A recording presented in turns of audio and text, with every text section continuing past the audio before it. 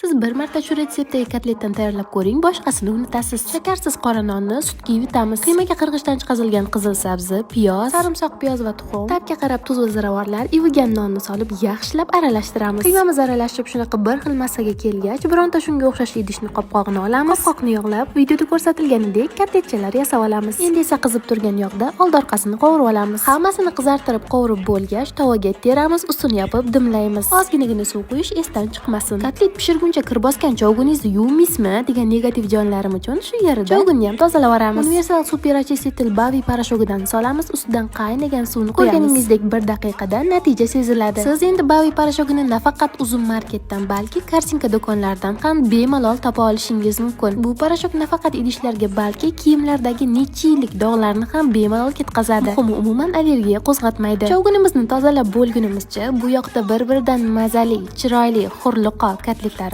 ham tayyor bo'ldi. Albatta shu retseptni tayyorlab ko'ring, oila a'zolaringizni ko'nglini oling. Retsept yoqsa bir dona like esdan chiqmasin.